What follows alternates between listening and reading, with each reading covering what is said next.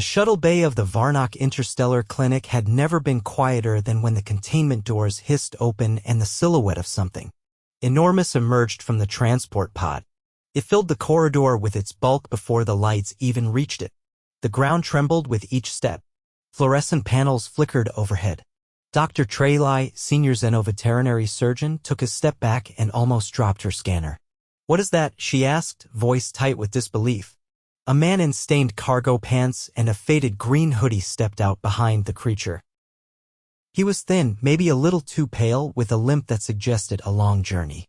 He looked around like he'd just walked into a dentist's office with a bear on a leash. "That," he said, patting the creature's haunch, "is Rufus. Don't worry, he's friendly. Mostly." Rufus was a dog. At least, that's what the human said. To Trelai, he looked more like a mobile mountain of fur with teeth the size of surgical scalpels. His head brushed the ceiling. His paws could crush a transport drone. Trelai's dorsal fin stiffened. "That is not a dog. That is a bioengineered ground assault unit."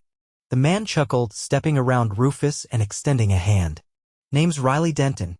He's just a St. Bernard. Grew a little after the Mars expansion project.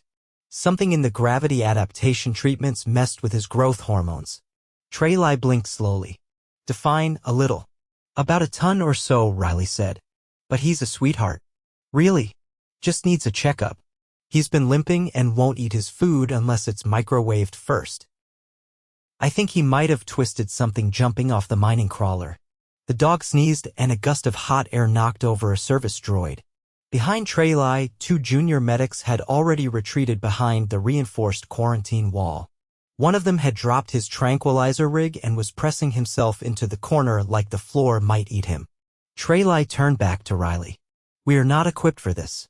Our largest examination bay is designed for a truck beast at maximum maturity, which is approximately 1/5 the mass of your Rufus. He'll lie down if you ask nicely," Riley said, then paused and scratched his head. "Well, if you rub his belly. That usually does the trick." Trelai stared at him. "You want me to make physical contact with that?" "Look, Doc," Riley said, "he's in pain. He hasn't barked in 3 days. That's not normal. He usually howls when he sees a comet. Just give him a few belly rubs. He'll cooperate." Trelai turned to the other medics. "Begin prep on Trauma Bay 3. Reinforce the walls with emergency plating. And bring the Class 6 sedation foam." Riley's voice cut through the intercom. "You don't need the foam.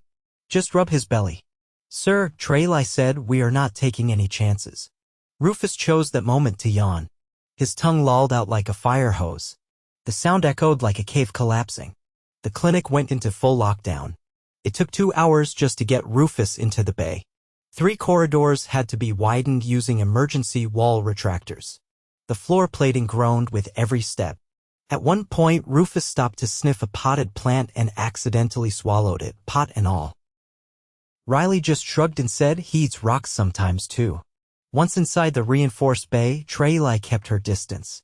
Rufus lay on his side, panting, eyes drooping slightly. Riley knelt beside him and scratched under his chin.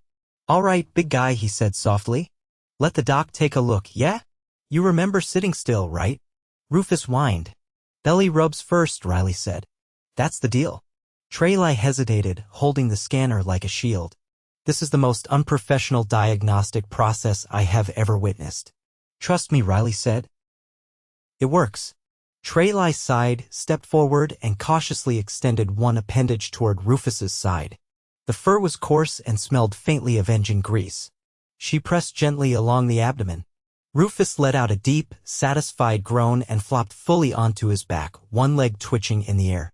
The medics watching from behind the observation glass nearly collapsed in disbelief.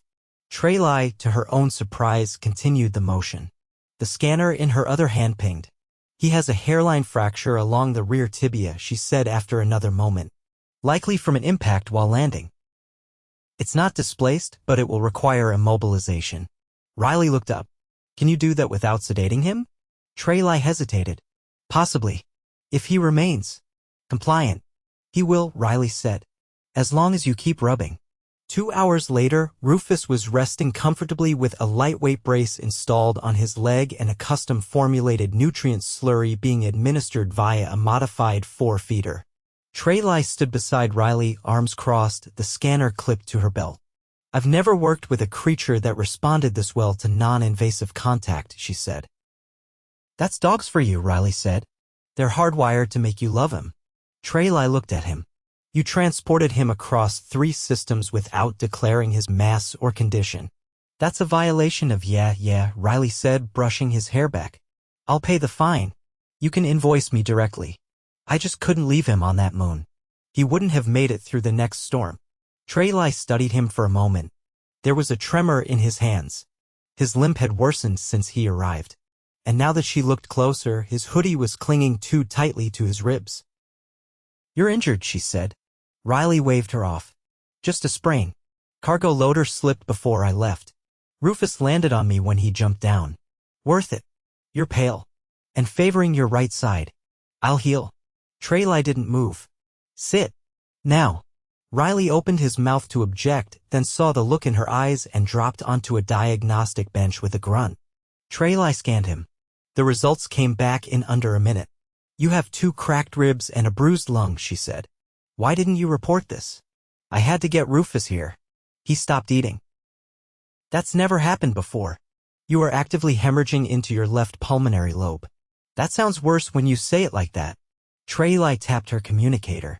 Prep medbay 2. Human patient requires immediate stabilization. Riley groaned as 2 medics arrived with a gurney. Just patch me up quick. I need to be with him when he wakes up.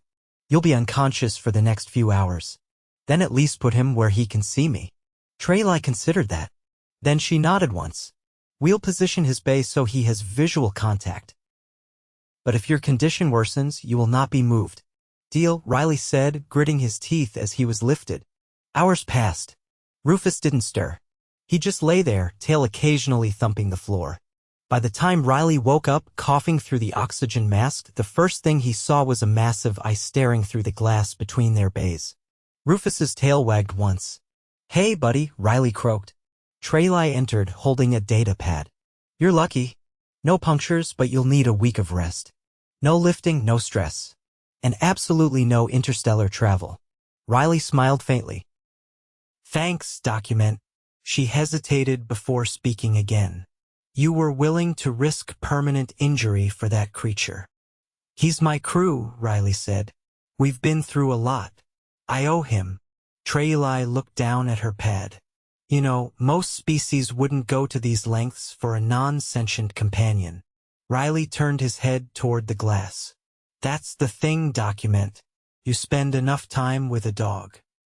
And you start to think maybe they're the smarter one. Trey made a small sound that might have been agreement. Then she turned and left him to rest, the soft thump of Rufus's tail echoing from the other side of the wall. By the 3rd day, Riley had started counting the ceiling panels. There were 42. One was cracked. Another flickered faintly when the overhead ventilation cycled. They aligned crookedly, which annoyed him more than it should have. His ribs still hurt when he breathed too deep. The chest binder itched constantly. Every time he tried to sit upright, a wall panel chimed gently and an automated voice reminded him that recovery is a process, not a competition. He'd argued with the voice until the nursing droid disabled its speech module. Trey entered without ceremony, dragging a low-grav diagnostic cart behind her. Her face was unreadable, but she didn't hesitate as she approached the bed. You're healing, she said without preamble. Your oxygen saturation has stabilized. No signs of fluid buildup. And you haven't tried to escape again since last cycle. I wasn't escaping, Riley muttered. I was stretching. You were halfway into the corridor with your 4 lines still attached. I got bored. You pulled out your own monitors. They were itchy. You repurposed a nutrient dispenser to make coffee. I needed caffeine. Trey tapped the cart's console. You're restricted to mild stimulants only.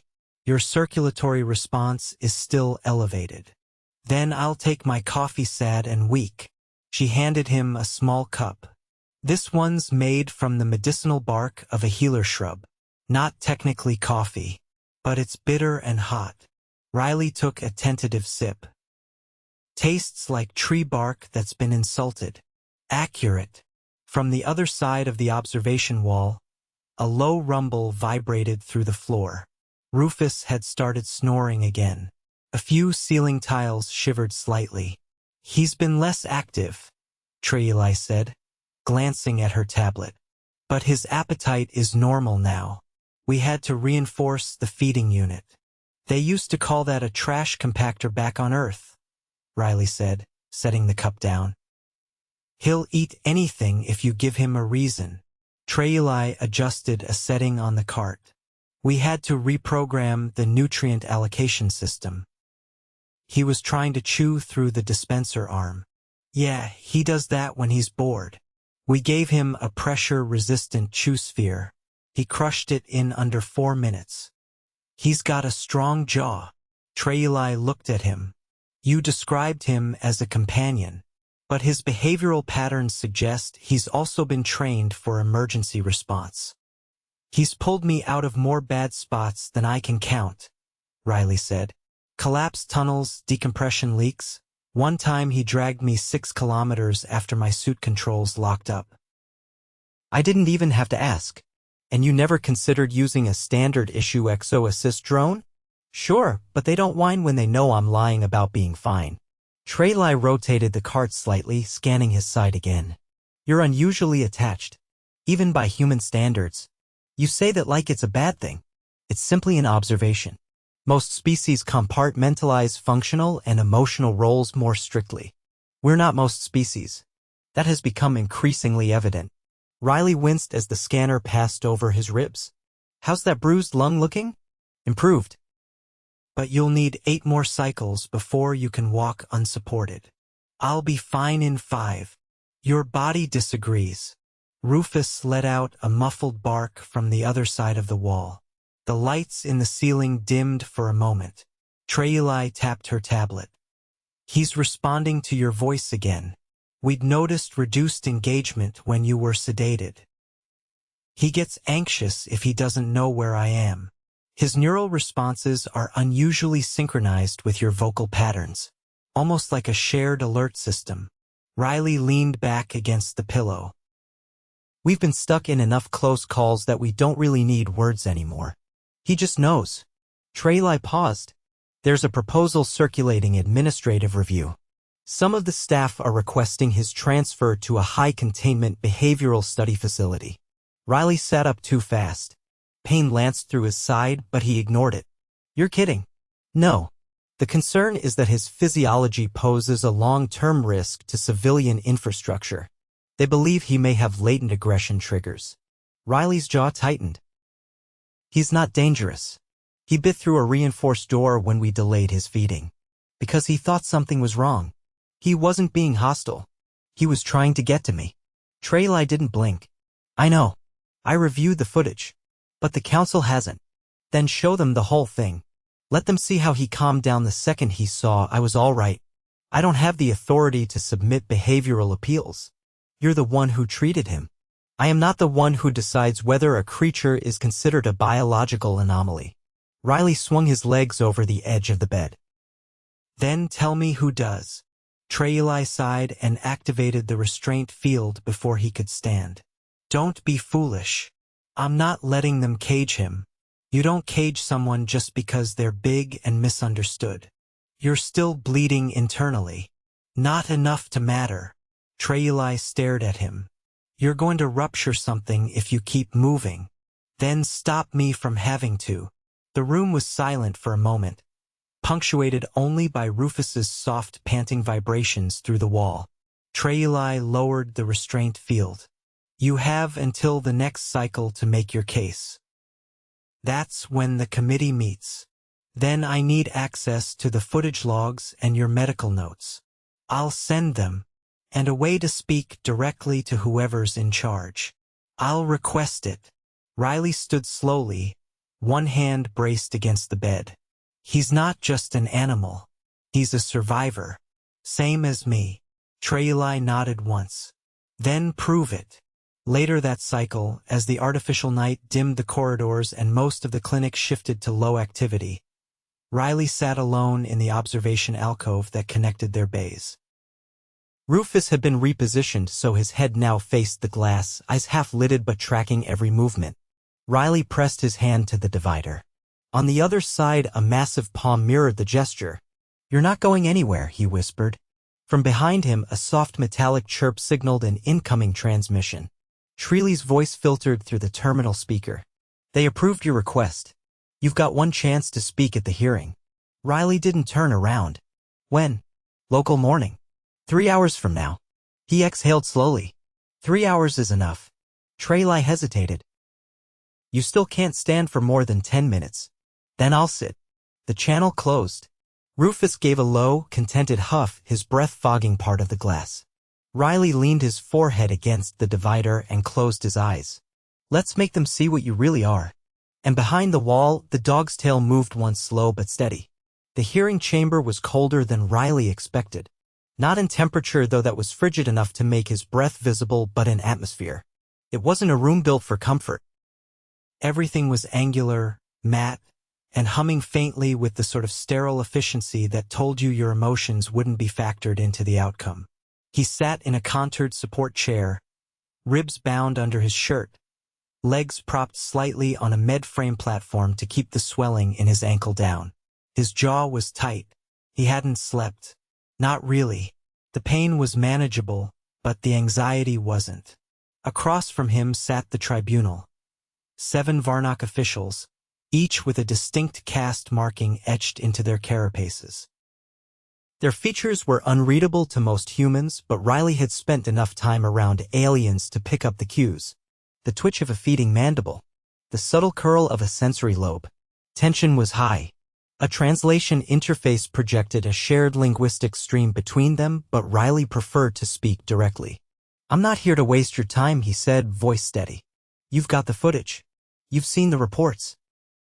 But I'm guessing what you haven't seen is a reason to believe Rufus isn't a threat." The center official, taller than the others, with a deep indigo stripe running from brow to jaw, tilted slightly forward. "Your companion is unstable in mass and behavior. He exceeds every threshold for safe transport classification. He has already caused structural damage. Logic dictates he cannot be returned to civilian custody." "He's not a piece of hardware," Riley said. "He's not a malfunctioning drone or an unregistered growth experiment. He's a living being who's spent years protecting lives, including mine, without being asked." A different official, mottled green with a serrated crest, tapped a data slate. "There is no verified evidence of his formal training. No certification from any recognized coalition entity. We didn't exactly have time to print certificates on Grange Outpost," Riley said. "When the mining rig collapsed, he pulled 6 people out of the rubble before the rescue team even landed." "You want a formal endorsement?" "Ask the ones who are still breathing because of him." "That is anecdotal," said another. "Subjective?" Riley exhaled slowly. "Look, I get it. He's big. He's strong. And he's not from a lab you can trace. But I've seen combat units panic under pressure. I've seen trained security bots lock up when protocols fail. Rufus doesn't glitch. He reacts. With instinct. With loyalty. And yeah, sometimes with a little too much enthusiasm." The indigo-striped official remained motionless for a moment. "Then it is not his intentions in question. It is your species' inability to acknowledge when sentiment blinds judgment." "Sentiment kept me alive," Riley said. "When my oxygen ruptured and I blacked out, he stayed. When I was trapped under debris, he dug. When I couldn't walk, he didn't leave. You think that's sentiment? That's reliability." From the corner of the chamber, a new voice interjected, Trey, stepping forward with her medpad in hand. She didn't look at Riley. She addressed the tribunal. "Medical review confirms that the creature known as Rufus exhibits no signs of hormonal aggression, territorial dominance, or erratic stress response.